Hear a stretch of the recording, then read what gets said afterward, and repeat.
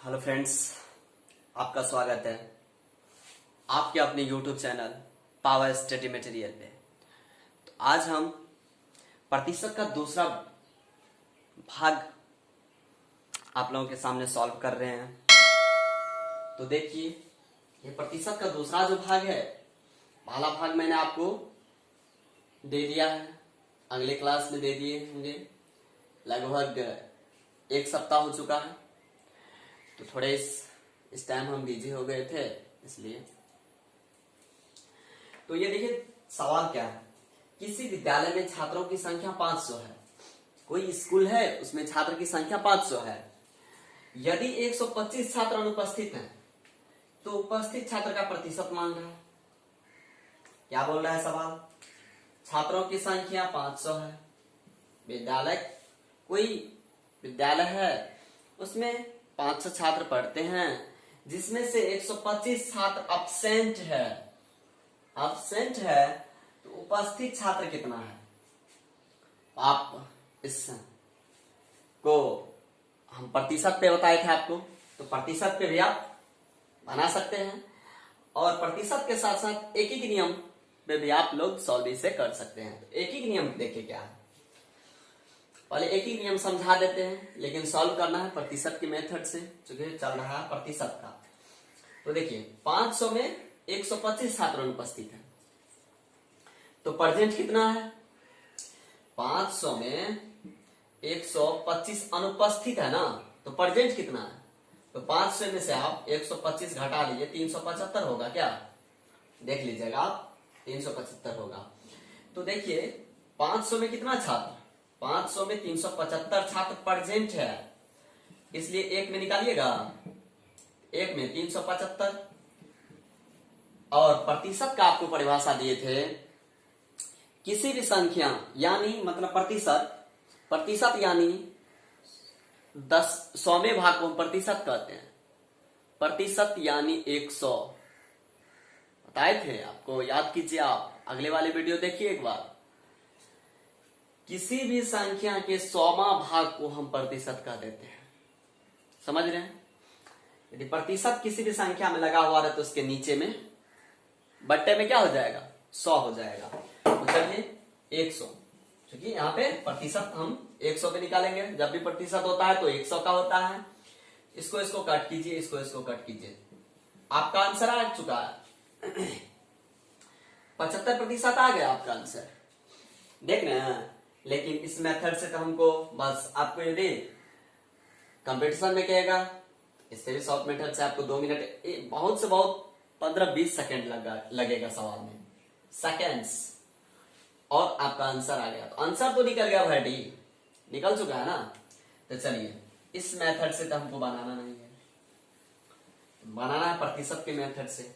बात वही है, लेकिन प्रतिशत का यूज कीजिएगा आप, तभी आपको मार्क्स अच्छे प्राप्त होंगे। तो चलिए सॉल्व देखिए। विद्यालय में छात्रों की संख्या क्या है? छात्रों की कुल संख्या कितना है? 500। चलिए 500 छात्र। अब्सेंट कितना है? अनुपस्थित छात्र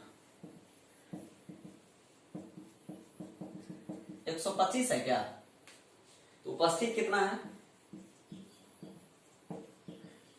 उपस्थित छात्र देखिए, 500 माइनस 125 यानी 375 छात्र उपस्थित है, समझ रहे हैं? अब बोल रहा है उपस्थित छात्र का प्रतिशत, तो आप आइए ना, उपस्थित छात्रों का प्रतिशत, सिंबल हम लिख दिए हैं। तो देखिए, उपस्थित कितना है? तो देखिए, उपस्थित छात्र बटे कुल छात्र गुना 100। देख रहे हैं? आप इस पे बैठाइए और सॉल्व कीजिए, आंसर आएगा, पक्का आ जाएगा। तो चलिए हम ऊपर से डिलीट करते हैं, देखिए क्या हो जाएगा। ये फॉर्मूला रहने देते हैं आपके पास, डाटा तो ऊपर में है ही सवाल में। उपस्थित छात्र कितना निकाले थे? 375। तो देखिए 375, कुल छात्र कितना था? 500। सवाल से ले लीजिए डाटा। प्रतिशत कितना का होता है? 100 का, तो उस पर बैठा दीजिए 75%। यानी आप इस फॉर्मूला का प्रयोग करके बना सकते हैं। देख लिए।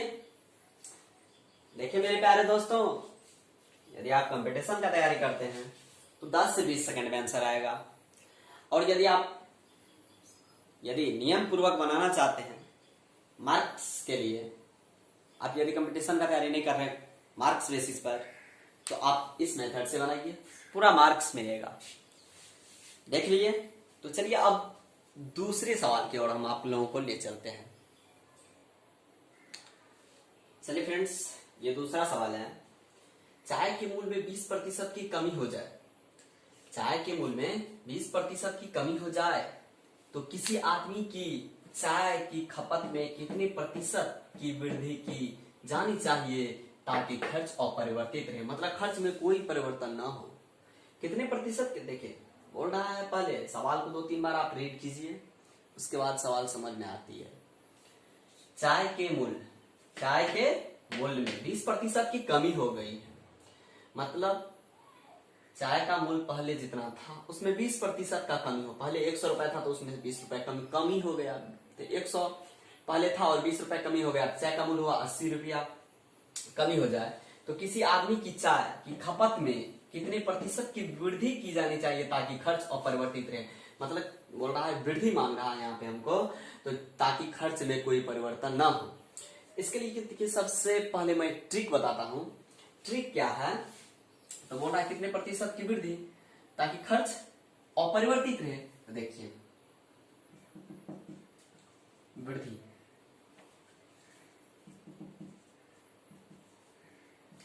क्या बोल रहा है?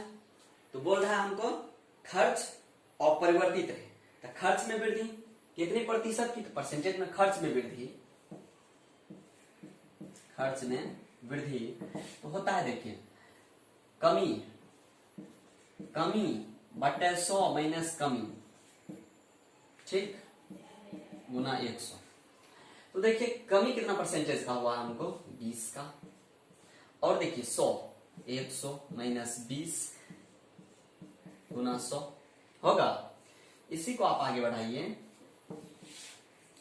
20/80 गुना 100। 20 100 के 80, 4 से इसको काटिएगा 25। यानी आपका हो गया खर्च में वृद्धि कितने परसेंट का? बोलिए 25%। तो आपका खर्च में वृद्धि कितना परसेंटेज? 25%। यानी आपका आंसर हो गया 25%। यानी आप ऑप्शन नंबर सी हो गया। यदि आप इसी को दूसरे मेथड से बनाइएगा तो देखिए लेट करना पड़ेगा। इसको डिलीट कर दें तो चलिए आप लोगों को हो गया होगा। तो देखिए खर्च में वृद्धि कमी बटे 100 माइनस कमी गुना 100। तो कमी कितना? 20% का। तो 20 100 माइनस, और इस तरह से हो जाएगा। तो चलिए दूसरा मेथड बताते हैं कि दूसरा मेथड क्या है। इस सवाल में टाइम नहीं लगना चाहिए दोस्त। लेट कर लेंगे। चाय का मूल्य 100 रुपए, उसमें 20% की कमी, 100 माइनस 20 यानी 80 रुपए। चाय का वास्तविक मूल्य कितना रुपए हो गया? 80 रुपया। अब देखिए 80 में होता है हमको 20 की, इसलिए 1 में, इसलिए 100 में। तो देखिए आप देख लीजिए 80 में 20, इसलिए 1 में 20/80 कमी ना हो रहा है। पहले 100 था तो उसमें देखिए कमी हमको हो गया, कमी निकाले हैं 100 माइनस 20। समझ रहे हैं? ये वास्तविक मूल्य हुआ चाय का, रियल लेट कर लिए थे ये 100। और ये देखिए चाय का मूल्य निकाल लिए, वास्तविक मूल्य इसका क्या हुआ? 80 रुपया। तो 80 में हमको 20 की कमी हो रहा है, इसलिए 1 में, इसलिए 100 में। 20 100 क्या 80, 4 से काटिएगा 25, यानी 25। किसी भी मेथड से चलिएगा तो आंसर वही आएगा। आंसर में कोई परिवर्तन नहीं होगा दोस्त। तो ये आपको समझ में आ गया होगा। देख रहे हैं, ये आपको समझ में मेरे अनुभव से आ गया होगा। तो चलिए दूसरा, चलिए ये देखिए तीसरा सवाल क्या है, 80% को भिन्न में कैसे लिखेंगे, तो आपको बताए थे पहले। तो देखिए किस तरह से सॉल्व, ये छोटा छोटा सवाल है, इस पर टाइम वेस्ट नहीं करना है, परसेंटेज है। तो चलिए इसको हम देखिए बताते हैं। 80/100 ये आपको भी हो गया होगा। तो देखिए 8/10, या इसको आप कट कीजिएगा, 2 चौके 8, 2 पंच 10, यानी 4/5। ये भी आंसर यदि आपके ऑप्शन से, आपको ऑप्शन के हिसाब से ही पता लगाना है जो हमको आंसर क्या आ रहा है। तो देखिए यहाँ पे आपको 4/5, लेकिन 4/5 कहीं ऑप्शन में है ही नहीं, तो क्या है यहाँ पे देखिए 8/10। तो देखते हैं इसमें 8/10, ओ ऑप्शन बी हो गया 8/10। तो आंसर आपको ऑप्शन के हिसाब से पता लगाना है जो हमको क्या आंसर देना है। तो ये तीसरा सवाल था। उसके बाद देखिए अब चौथा, देखिए ये सवाल देखिए पूछा जाता है, ये अक्सर पूछा जाता है, आप इसे कंफ्यूज नहीं करिएगा, ठीक ना। तो चलिए इसमें देखिए क्या होता है, सॉल्व इसका देख लीजिए आप। 240 का 80%, ठीक। 400 के 35% से कितना अधिक है, माइनस 400 का 35%। देख लीजिए।